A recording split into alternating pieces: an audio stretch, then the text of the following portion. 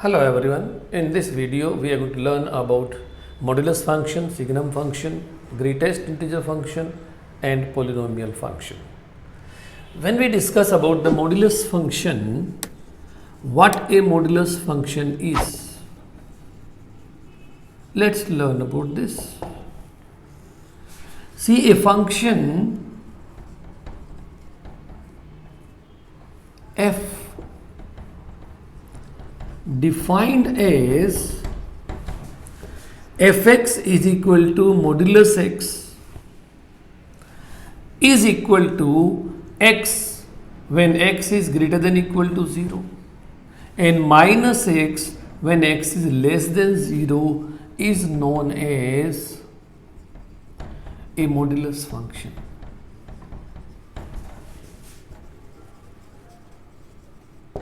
It is also known as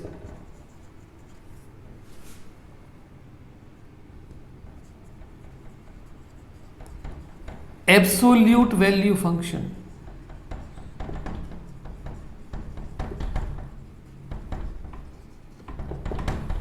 Because this gives you the only positive value for every number.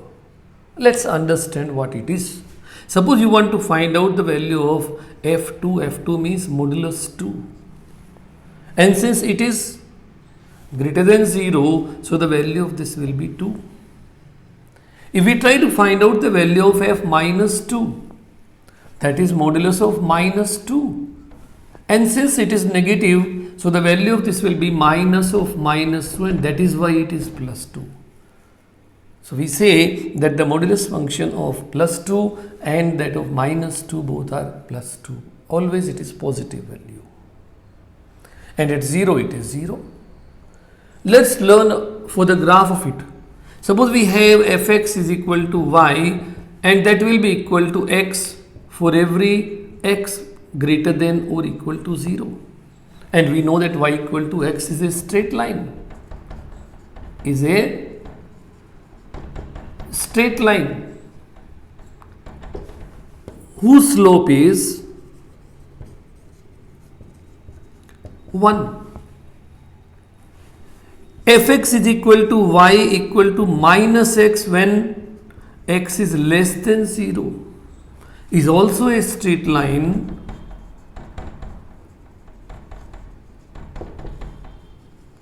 whose slope is minus 1. It means if we draw the graph of it, what we find here,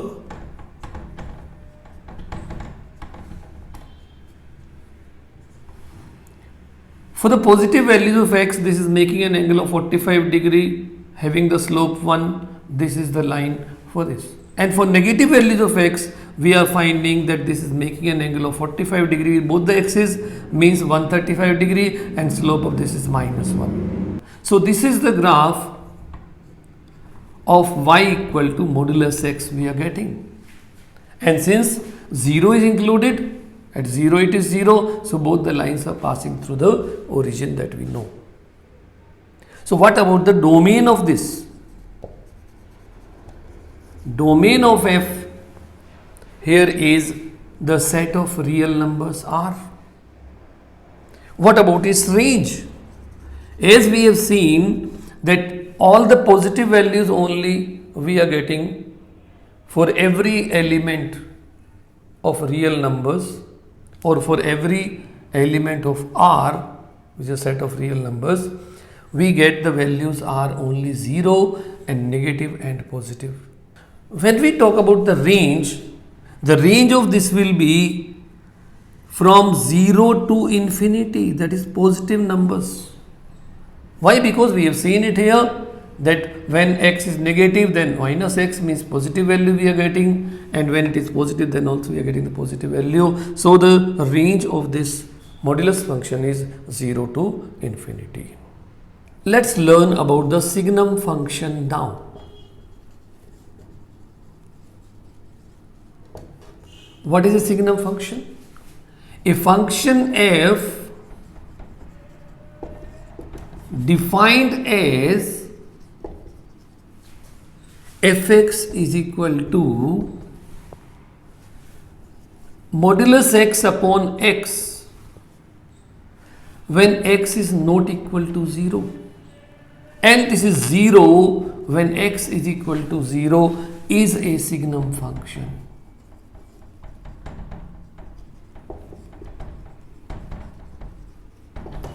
We can also represent this as SGNX in short.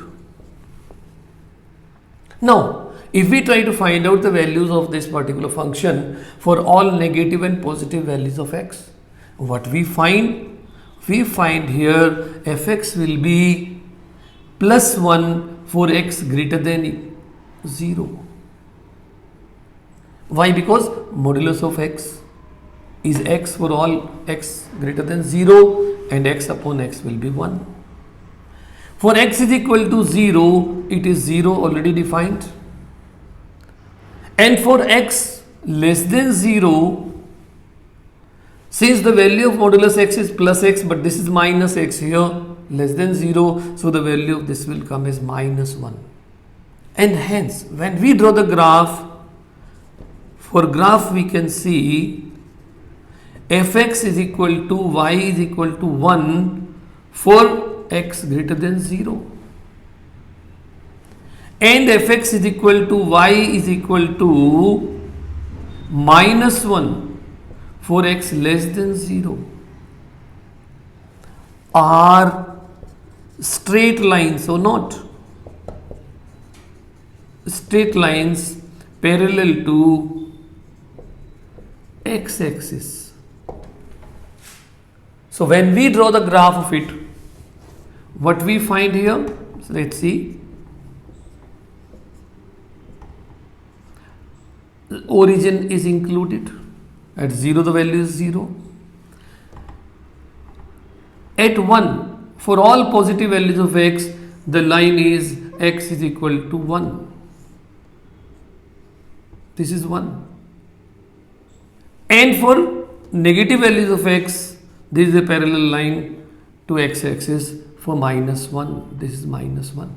So this is the graph of the signum function. We can write fx is equal to SGNX. This is for signum function, that is the graph. Let's find the domain and range. The domain of f here is set of real numbers R. But what about the range? As we see here, the images are only 3, that is minus 1, 0 and 1. So it will be a set containing only 3 numbers, minus 1, 0 and 1. Let's discuss now about the greatest integer function. A function f defined as fx is equal to x, that is in the square bracket.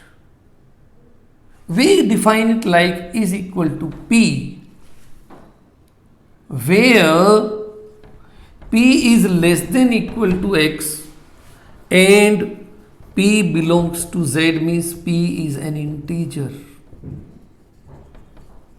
So we can say that greatest integer function x is the greatest integer which is less than or equal to x. Is a greatest integer function.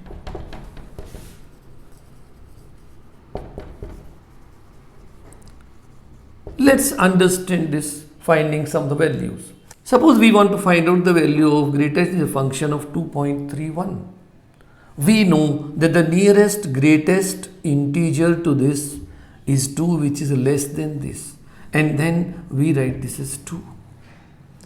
If we want to find out the greatest integer function of 2, that will be 2 only. But suppose we want to find out the value of greatest integer function of minus 1.5, then we know the greatest integer less than minus 1.5 nearest to it is minus 2. It means what? The domain of greatest integer function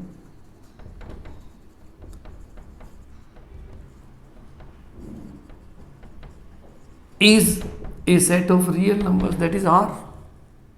But when we talk about the range of this f will be Z, that is set of integers.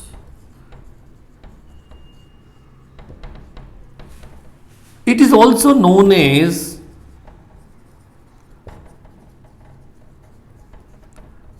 step function. We also call it step function. And when we draw the graph of it, we find the graph of this is like this. This is the graph of fx is equal to greatest integer function x. Let's learn about the polynomial function now. A function f defined as fx is equal to a0 plus a1x plus a2x square plus a3x cube plus so on a nx power n is known as a polynomial function.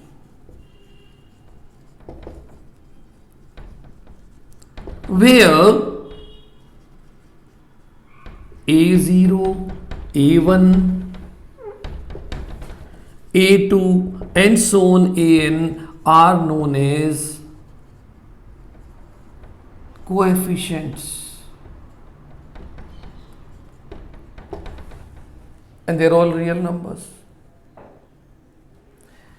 Also we have n.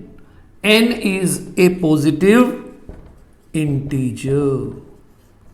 The power should be positive integral power. See, suppose we have fx is equal to a0 only, then we know it is a constant function. Is a constant function.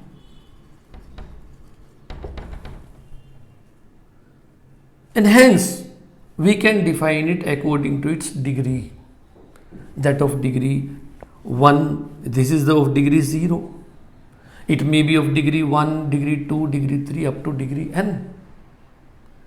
See, the domain of this function,